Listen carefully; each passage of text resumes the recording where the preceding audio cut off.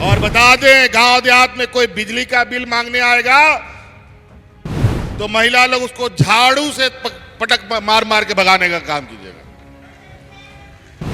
बहुत ठग लोग भी घूमता है बाजार में, बड़ी ठग है। आज के दिन में भी कोई न कोई रास्ता ये लोग निकालता है।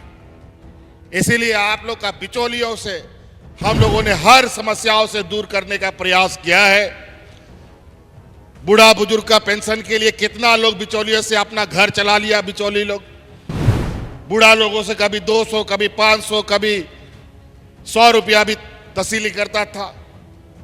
अभी मैया योजना के लिए भी फॉर्म के लिए 10 रुपया 50 रुपया ले लेकर के लोग अपना जेब भरता था। आज वो सारा चीज खत्म। जो 50 साल का बुजुर्ग हो गया उसका ऑटोमेटिक पेंशन बनेगा। तो इसीलिए कई चीजें हैं। अगर हम योजना गिनाना शुरू करें और आज इस सोने के चिड़िया रूपी इस राज पर कब्जा करने का इन व्यापारियों का पूरा ताकत लगा हुआ है, क्योंकि यहाँ की खनिज संपदाओं को लूटना है। अभी कल ही हमने भारत सरकार प्रधानमंत्री को चिट्ठी लिखा है। 1,36,000 करोड़ रुपया का बकाया केंद्र सरकार ने हवा रखा है।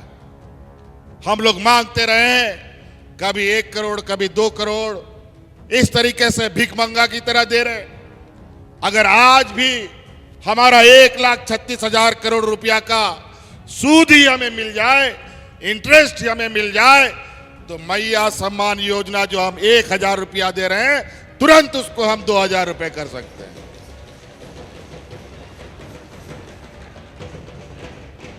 मूलधन तो छोड़ो, सूद ही हमको दे दो उसका, उतना में मेरा काम चल जाएगा। लेकिन काहे का ये देंगे? व्यापारी लोग कभी दिया है क्या कुछ? बल्कि वो सब लेने वाला लोग है।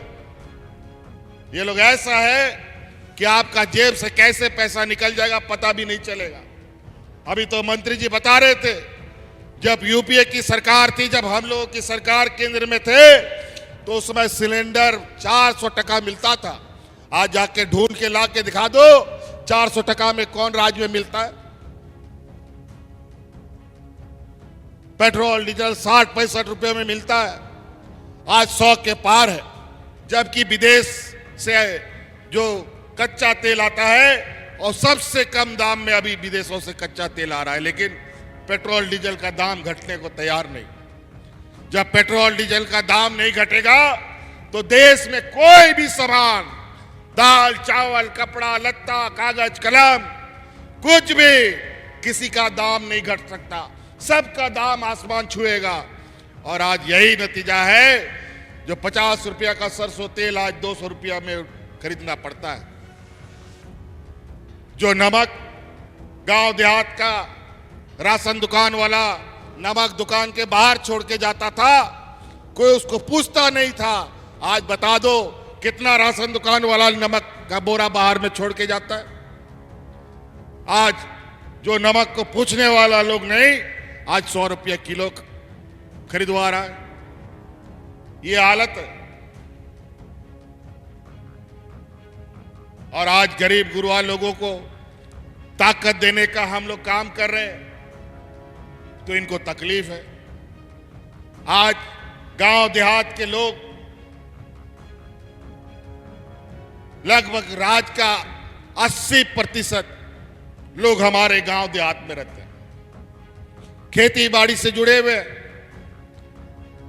अनेकों प्रकार की समस्या इनके सामने आती है और छोटा छोटा समस्या धीरे धीरे इतना बड़ा हो जाता है कि बेचारा उसका बोझ नहीं उठा पाता। आज बूढ़ा बुजुर्ग को उनको बुढ़ापे का लाठी देने का काम हम लोगों ने किया। आज मैया को सम्मान देने का काम किया। आज अगर बताइए किसी घर में 3 महिलाएं हैं तो महीना का 3,000 रुपया, और साथ में माँ बाप है तो 5,000 रुपया महीना। साल का जोड़ो तो 60,000 रुपया।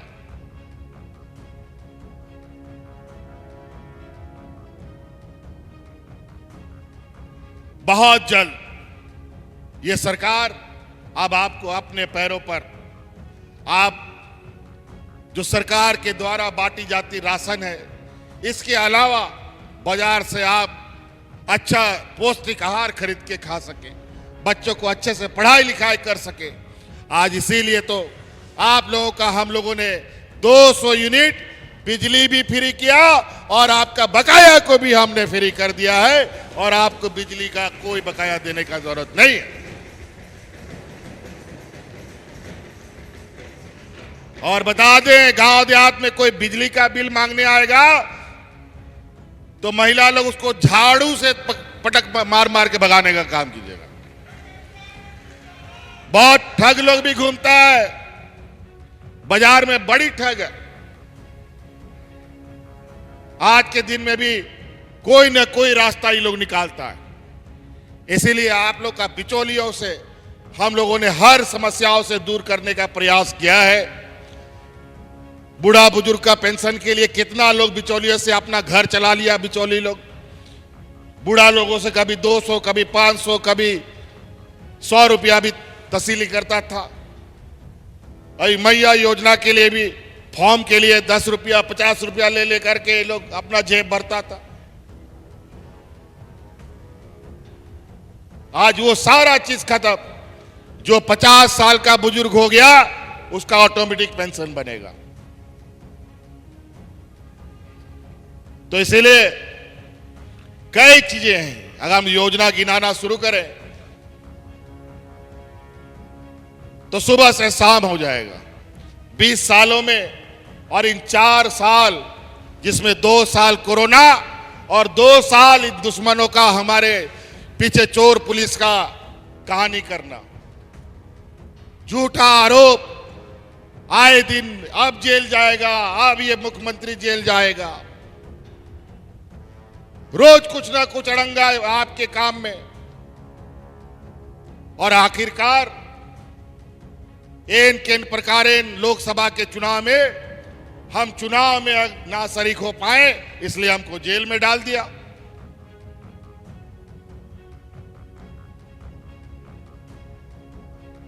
जब वो 14 में 12 सीट लेके आए थे, अब 9 सीट पे आए।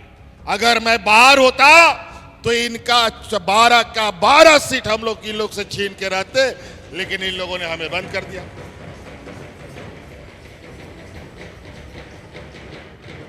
फिर भी हमारी राज्य की जनता ने इसका करारा जवाब दिया है। और आज मैया योजना हम चालू किया है, इसके लिए कोर्ट चला गया है। ये लोग आज यहां नौजवानों को नौकरी देते हैं, उसके लिए भी कोर्ट चला जाता है। ये लोग आप लोगों के लिए योजना का बनाते हैं, हर योजना के लिए कोर्ट चले जाते हैं। नियोजन नीति बनाते हैं, उसके लिए भी ये लोग कोर्ट चले जाते हैं। पढ़ा लिखा लोग का जमात है, बुद्धिमान लोग है, वकील भी इनका पढ़े लिखे लोग हैं, बड़े बड़े। कई जगह जज सभी इन्हीं लोग का पॉकेट का लोग है। जज लोग भी आरिस लेकर के भारतीय जनता पार्टी ज्वाइन करके चुनाव लड़ने का काम कर रहा है। न्याय कहां मिलेगा गरीब को?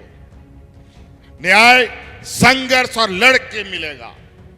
हम तो बोलते हैं 1,36,000 करोड़ रुपया का बकाया है हमारा केंद्र में।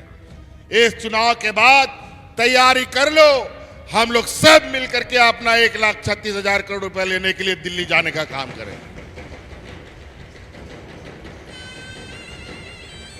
इस राज्य को योजनाबद्ध तरीका से गरीब, फटाहाल, मजदूर बनाने का हमेशा नीति निर्धारण होता रहा है। आज रोटी, कपड़ा, मकान, कौन सा चीज हम नहीं दे रहे?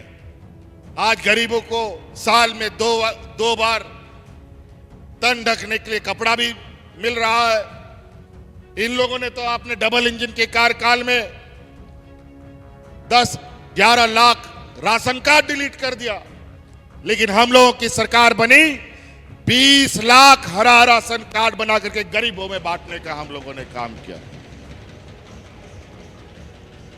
लेकिन उसमें भी पक्षपात का काम। हमको लगा इन गरीबों को समय पर हम अनाज देंगे, तो सरकारी दुकान से हम अनाज खरीदें, थोड़ा सस्ता पड़ेगा, 2-4 टका सस्ता पड़ेगा। लेकिन जो भारत सरकार का सरकारी दुकान है, जिसको एफसीआई कहते हैं, वहां से हम लोग को अनाज नहीं देने लेने दिया। कभी 2 महीना विलंब, कभी 3 महीना विलंब से हमें अनाज मिलता रहा। कभी खुले बाजार से महंगा दरों में खरीदना पड़ा, कभी सरकारी दर में 2 महीना 3 महीना विलंब से हमें मिला। तो इस चक्कर में कभी कभी हरा राशन कार्ड में समय पे राशन आता था, कभी नहीं आता था। लेकिन अब उसका भी समाधान हमने निकाल लिया है। इस राज्य में बड़े पैमाने में चावल बनाने का फैक्ट्री को हम लोगों ने स्वीकृत किया है, और इस राज्य में जो धान का उगाई होगा, बड़े पैमाने में उस धान का खरीद सरकार करेगी, और इन्हीं कंपनियों से उसमें चावल बना करके गरीबों में बांटने का हम लोग काम करेंगे। फिर हम लोगों को केंद्र सरकार पर कोई उनके दुकान से खरीदने का जरूरत नहीं पड़ेगा। तरह तरह का जातिवाद, परिवारवाद, क्या क्या इन लोग आरोप, और ये लोग तो हिंदू, मुस्लिम, सिख, ईसाई, अगड़ा पिछड़ा यही करके ये लोग चुनाव लड़ता है। लोकसभा में आप लोगों ने देखा किस तरीके से सांप्रदायिक तनाव पूरे देश में इन लोगों ने फैलाया, किस तरीके से पूरे समाज को बांटने का इन लोग काम किया। भगवानों को भी बांटा, आम आदमी को तो ठगने का काम किया ही, इन लोगों ने भगवानों को भी नहीं बख्शा। और यही नतीजा हुआ कि भगवान राम ने भी इन लोगों को जमीन पे उतारने का काम किया, और आज सरकार बनाने के लिए उनको 2 लाठी बैसाखी की जरूरत पड़ी है।